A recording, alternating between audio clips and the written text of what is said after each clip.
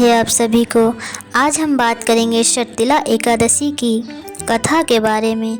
माघ मास के कृष्ण पक्ष में पड़ने वाली षटतिला एकादशी का व्रत सभी एकादशियों में महत्वपूर्ण होता है। इस एकादशी में भगवान विष्णु का पूजन तिल से करने का नियम है। इस एकादशी में तिल से 6 उपाय किए जाते हैं, इसलिए इसे षटतिला एकादशी कहा जाता है। यह व्रत 2025 में 25 जनवरी दिन शनिवार को रखा जाएगा और इस दिन भगवान विष्णु और माँ लक्ष्मी की पूजा आराधना की जाती है। माघ का महीना भगवान विष्णु और कृष्ण रूप को समर्पित है, इसलिए खास तौर पर आपको कृष्ण जी की पूजा करनी चाहिए। व्रत की कथा पढ़नी और सुननी चाहिए। ऐसा करने से भगवान विष्णु की कृपा प्राप्त होती है और सभी मनोकामनाएं भी पूर्ण होती हैं। आइए जानते हैं इस व्रत की पूजा विधि के बारे में। भगवान श्री कृष्ण के श्रीमुख से षटतिला एकादशी की व्रत कथा का महात्म्य सुनकर श्री कृष्ण को श्रद्धापूर्वक प्रणाम करते हुए धर्मराज युधिष्ठिर ने कहा, हे केशव, आपके मुख से एकादशियों की कथा सुनकर मुझे असीम आनंद की प्राप्ति होती है। हे मधुसूदन, कृपा कर अन्य एकादशियों का महात्म्य सुनाने की कृपा करें। तब भगवान कृष्ण ने कहा, माघ मास की कृष्ण पक्ष की षटतिला एकादशी की कथा सुनाता हूँ। हे धर्मराज युधिष्ठिर, तुम ध्यान पूर्वक सुनो।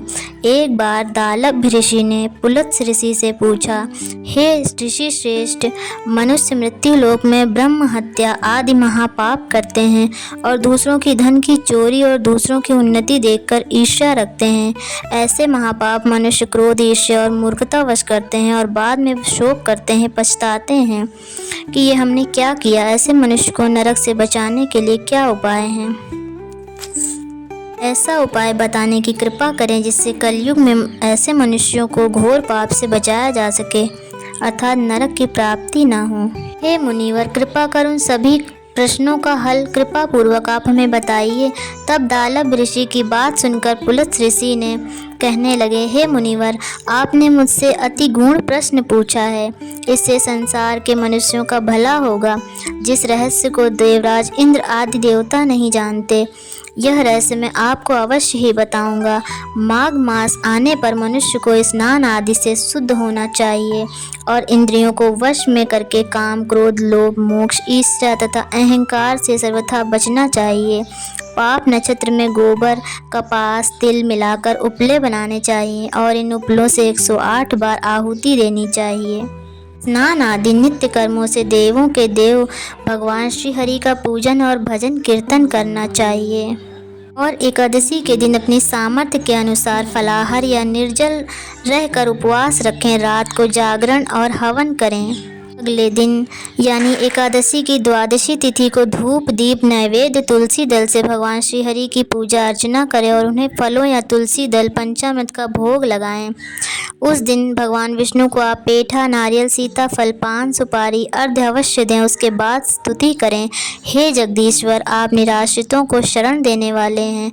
आप भवसागर में डूबे हुओं का उद्धार करने वाले हैं। हे कमलनयन, हे मधुसूदन, हे जगन्नाथ, हे पुंडरीकाक्ष, आप श्री लक्ष्मी जी सहित मेरे इस अर्घ्य को स्वीकार कीजिए। इसके बाद ब्राह्मण देवता को आप अपनी सामर्थ्य अनुसार तिलों से भरा हुआ घड़ा और वस्त्र दान, दक्षिणा, भोजन इत्यादि जरूर दें। अगर संभव हो तो ब्राह्मणों को गऊ और तिल का दान करना चाहिए। इस प्रकार मनुष्य तिलों का दान करता है, वो सहस्त्र वर्ष स्वर्ग में वास करता है। इस दिन तिलों का इस प्रकार प्रयोग अवश्य करना चाहिए। तिल से स्नान, तिल से उपटन, तिल का तर्पण, तिल का हवन, तिल का भोजन, तिल का दान, इस प्रकार 6 रूपों में तिलों को प्रयोग करें। इसे ही षटतिला एकादशी कहते हैं। इन अनेकों प्रकार के पाप नष्ट हो जाते हैं। ऐसा कहकर पुलत्स ऋषि ने कहा, अब मैं एकादशी की कथा सुनाता हूँ, तुम ध्यान पूर्वक होकर सुनो। एक समय नारद मुनि भगवान विष्णु के धाम बैकुंठ पहुँचे। वहाँ उन्होंने भगवान विष्णु से षटतिला एकादशी व्रत के महत्व के बारे में पूछा। नारद जी के आग्रह पर भगवान विष्णु ने बताया कि प्राचीन काल में पृथ्वी पर एक ब्राह्मण की पत्नी रहती थी। उसके पति की मृत्यु हो चुकी थी। वह मेरी अनन्य भक्त थी और श्रद्धा भाव से मेरी पूजा अर्चना किया करती थी। एक बार उसने 1 महीने तक व्रत रखकर मेरी उपासना की, जिससे उसका शरीर बड़ा ही दुर्बल हो गया। व्रत के प्रभाव से उसका शरीर तो शुद्ध हो गया, परंतु वह कभी ब्राह्मण एवं देवताओं के निमित्त अन्नदान नहीं करती थी। इसलिए मैंने सोचा कि यह स्त्री बैकुंठ में रहकर भी अतृप्त रहेगी। अतः मैं स्वयं एक दिन उसके पास भिक्षा मांगने गया।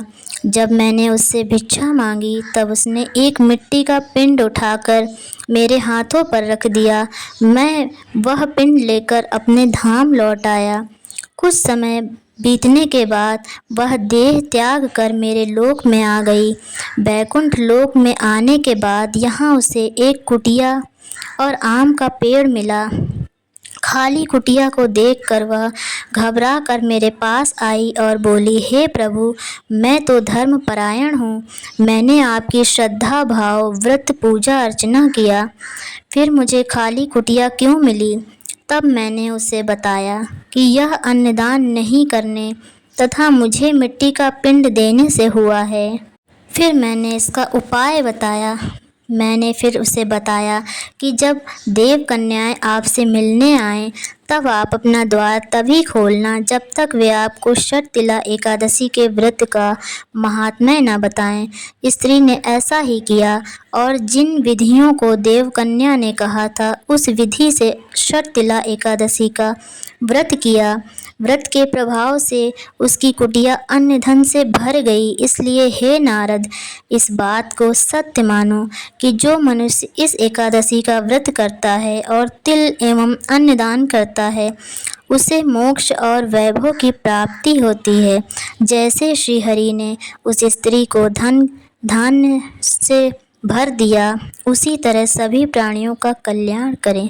जय श्री कृष्ण। अगर आपको हमारी कथा अच्छी लगी हो, ऐसी ही कथाओं को सुनने के लिए और कहानियों को सुनने के लिए हमारे चैनल को सब्सक्राइब कर लें। धन्यवाद।